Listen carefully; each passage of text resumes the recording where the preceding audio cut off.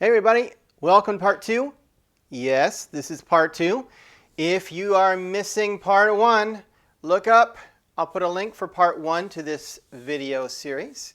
And for those of you who were here for part 2, tally ho. All right, folks, so here's the deal. I don't have a bung that fits this hole in this lid. How bizarre that they would make such a small hole. I figured out what this is. This is a, I don't want to call it an airlock because there is these tiny drilled holes though in the top. There's a couple drilled holes, 3 drilled holes. So the idea is this goes on and it has enough for the air to come out. Oh! You're going to blow, this is going to blow your mind when you see this. All right, it's going to blow your mind. All right, this is bizarre why they would do this. This is so bizarre. I cannot, this design is blowing my mind. Anyway, let's go ahead. By the way, yes, I'm cutting this open without sanitizing it because I have never sanitized my yeast packet ever. And it's never been a problem. Although I just realized something. I really didn't need that whole packet of yeast for a gallon. I could have used like half a packet and it would have been plenty. So it's fine. It's just not, look at that. It got all over my lid. I just didn't need that much. All right, so lid goes on. Yes. Wow. Maybe. Wow, it takes a lot of turns. And God willing, it's a nice tight seal. Next, remember, at this point, we need to sanitize. Is that in the way? No, it's good. So, this has a top that screws down.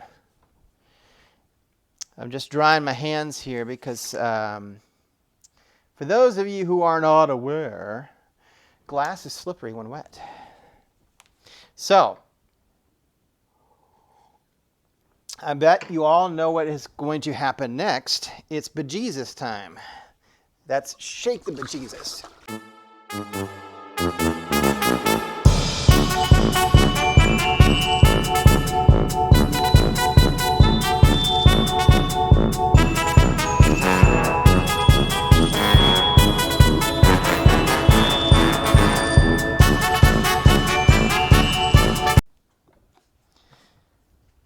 Okay, so you could probably do more, but I'm not. I'm not going to do any more. So here's the deal. Let me slide this over a little bit. I think you can see the top a little bit from your angle.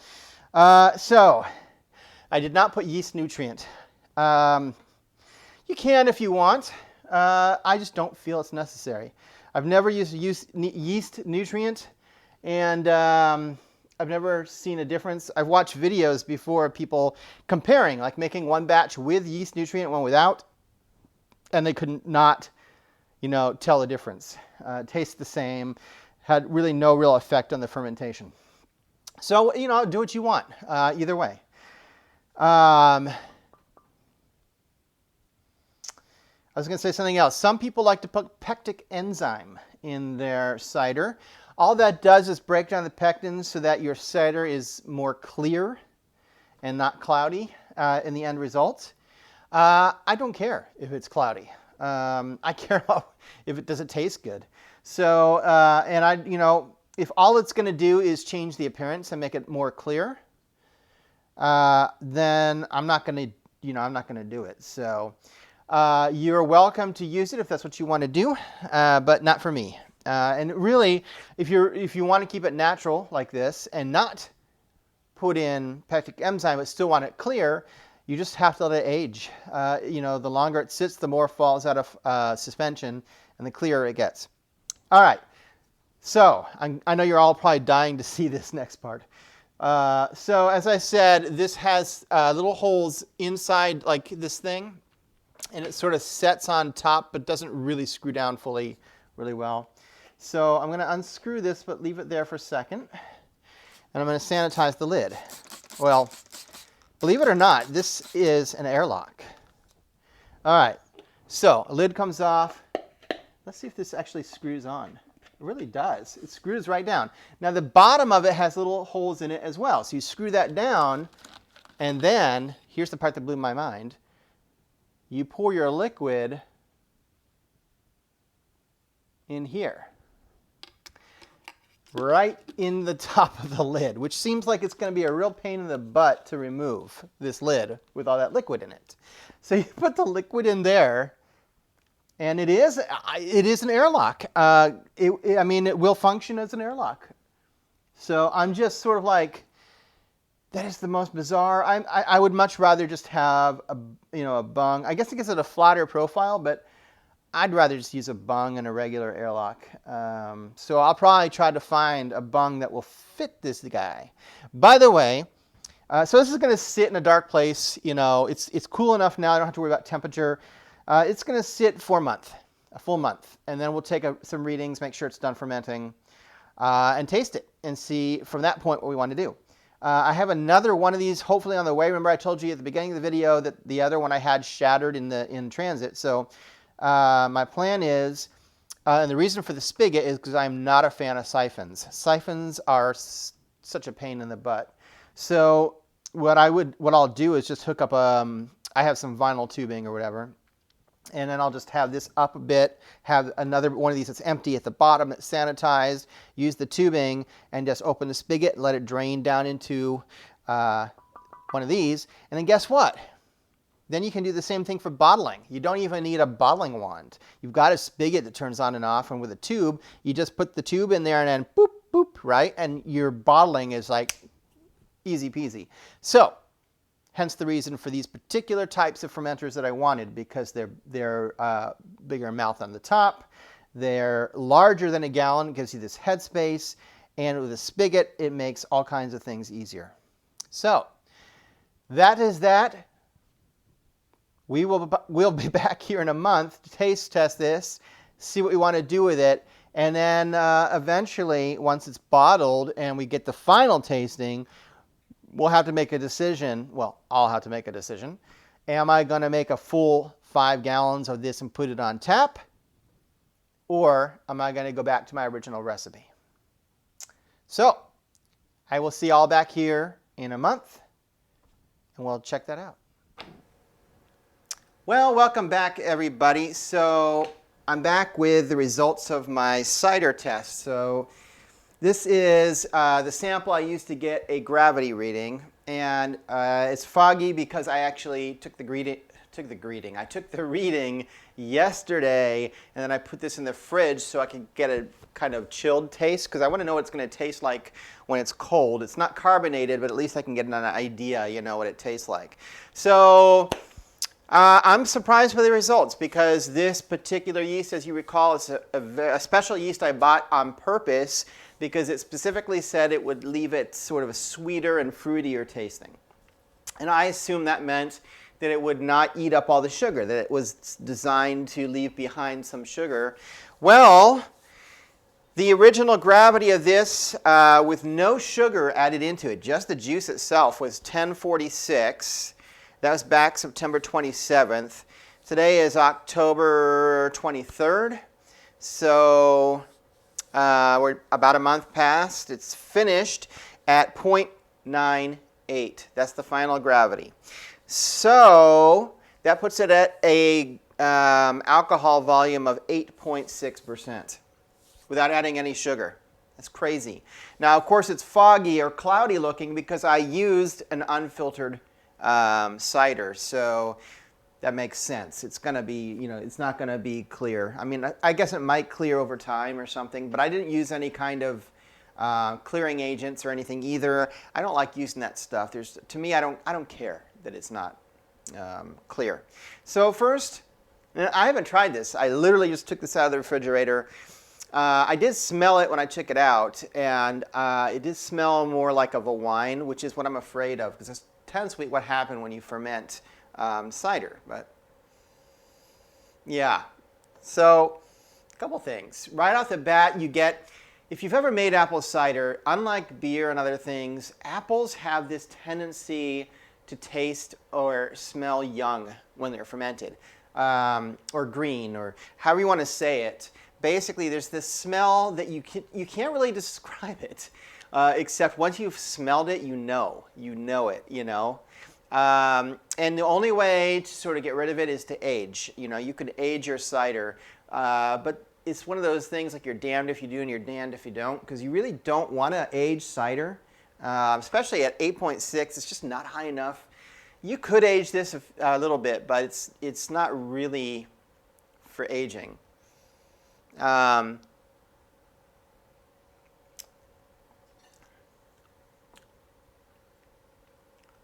So, yeah, okay. So it's thin, maybe to be expected. I'm used to you know, beers that have lots of not lots, but have, you know, unfermentable sugars in them and have more mouthfeel. This is a little thin tasting, and I do taste some apple though, and it might be esters or something, you know, from the yeast. But there is some apple flavor, but it's not nearly as much as I like to have. So what I'm going to do, it's not a great test, but I'm going to put some allulose. This is just a sugar-free sweetener. This may look like a lot. Allulose doesn't, here I'm going to do like a quarter of that, but allulose doesn't have quite, in my opinion, as sweet a profile as regular sugar. So I don't want to put the spoon in there because I might want to put a little bit more.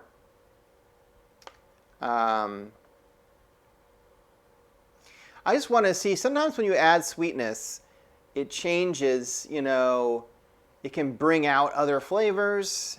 I just want to see if it is to my liking, I could just make a whole 5-gallon batch of this and back sweeten it with allulose.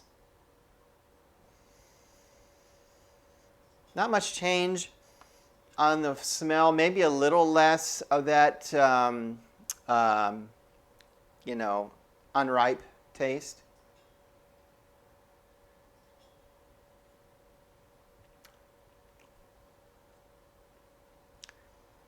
It's better, but it's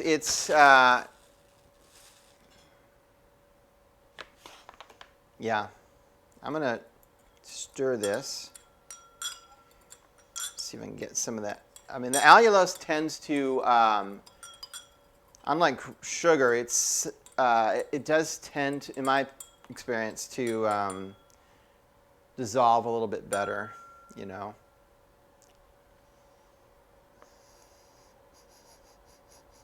Okay, so I think I definitely don't smell the greenness. I mean, it's there, but it definitely is a lot less than it was with the sweetener in it.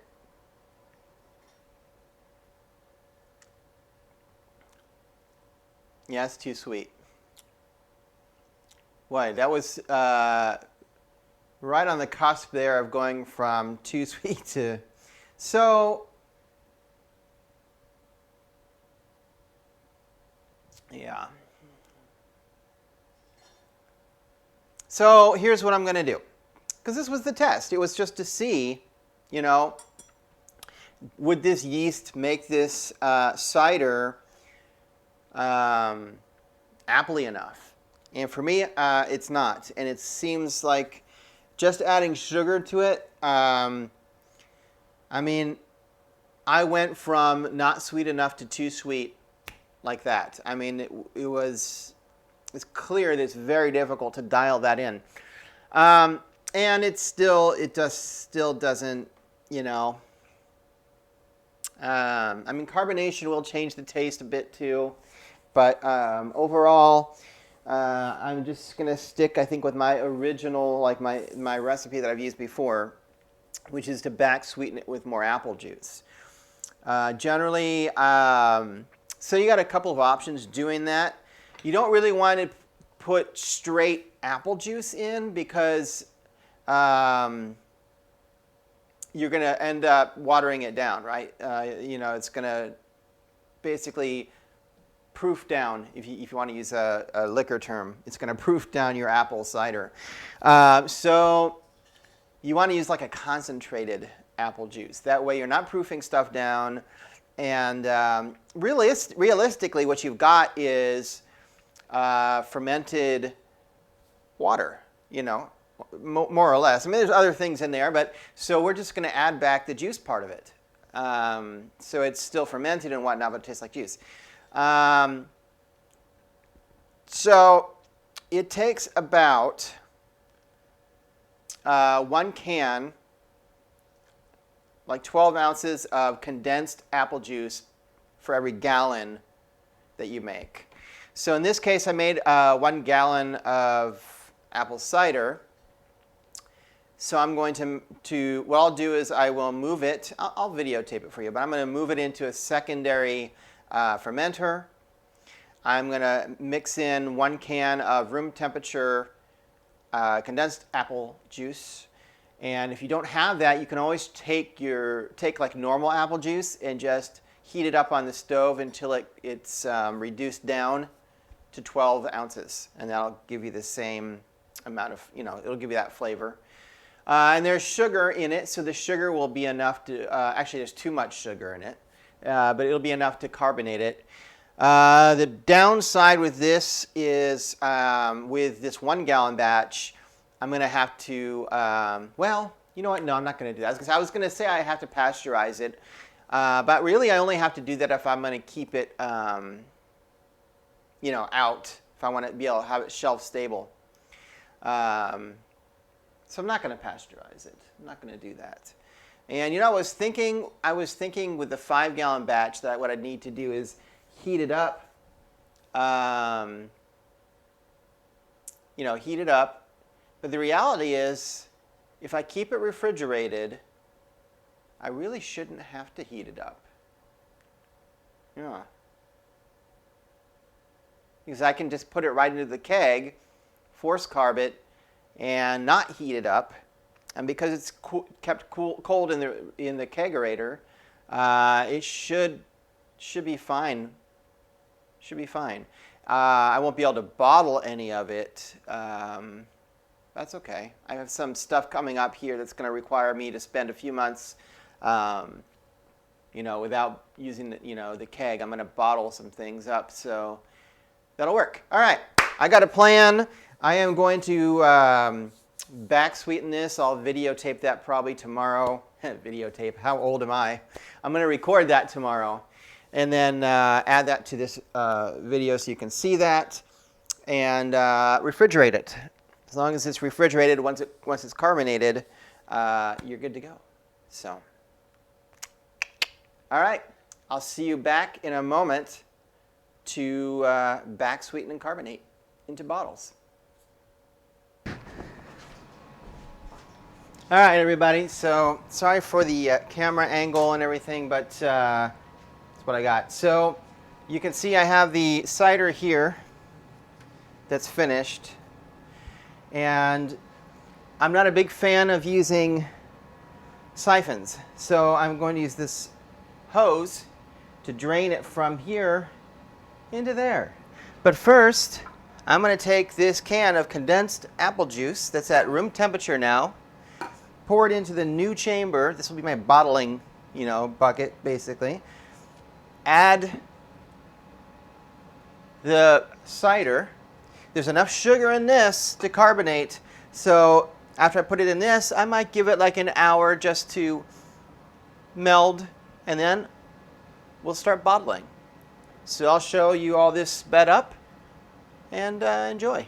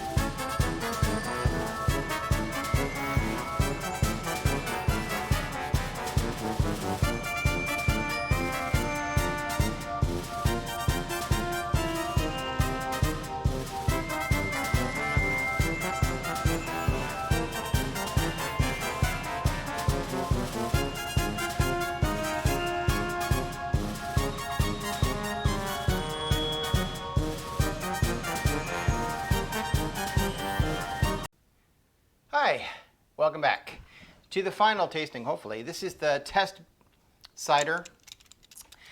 I don't know if you can tell, but this was a half bottle, and so I don't even know if it really carbonated or carbonated right. I just thought, I'm not going to waste it. Let me see if it'll carbonate. Whoa! So I'll say, what I had heard was that if you have a bottle that's not full enough, it will over-carbonate and it could explode. That was pretty carbonated, and I can't really see where the yeast is on this, so I might end up stopping it a little early. Wow. Yeah, I can't tell, but wow. That's some bubbles, I'll tell you. Now, I mean, we already knew it wasn't going to be clear because I didn't use filtered apple juice. So, of course, it's not, super clear. That's to be expected. But obviously, well carbonated. And we'll see. So, remember, if you'd watched the first, or last bit of the video, that I tried just back sweetening it a little bit with allulose, and it just didn't have an apple flavor much to it, and so I wanted more of an apple flavor. So I went back to my original recipe, which is for every gallon you make, you throw in 12 ounces of condensed apple juice, either from a pre-made, frozen mix or something, or if you don't have that in your area, you can, of course, just take apple juice, boil it down until you have about 12 ounces, let it cool, and pour that in. And that gives you plenty of sugar, obviously, for carbonation, and then it should add back flavor. The smell. Now, I could be smelling a lot of the foam, but it definitely has the new cider smell. If you've never smelled that before, the first time you make cider, you're going to smell it. It's like a sort of overripe or underripe, I don't know, smell like a green. And if you smell that in your beer, it's usually because the yeast was stressed. In apple cider, it's because it's just how apple cider smells. You can usually age out, but let's be honest, nobody wants to age apple cider. Plus, what was this one at? 6.5%, so...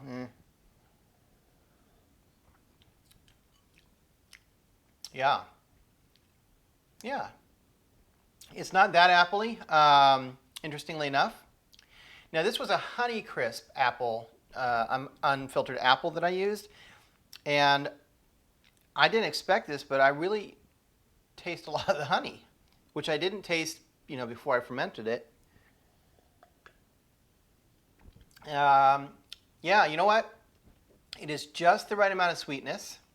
You can definitely tell there's alcohol. It's definitely not overly sweet. You know, it's not like in your face sweet. I mean, this is perfect. It's just enough so it's not biting you in the butt, but it's pleasant to drink. So I will put the recipe in the description. And I suppose it's not too big of a stretch to tell you that the next brew video that you're probably going to see is the exact same thing, only on a 5-gallon scale. So you can scale this up, or you can wait till I post my next brewing video, although it'll probably not post for like a month or a month and a half because I have to make it. So until then, thanks for watching. Don't forget to like, subscribe. It really helps my channel. And yeah, thanks for staying till the end. Hopefully you'll make this. It's actually pretty good and it's the right time of year. So salud and happy brewing.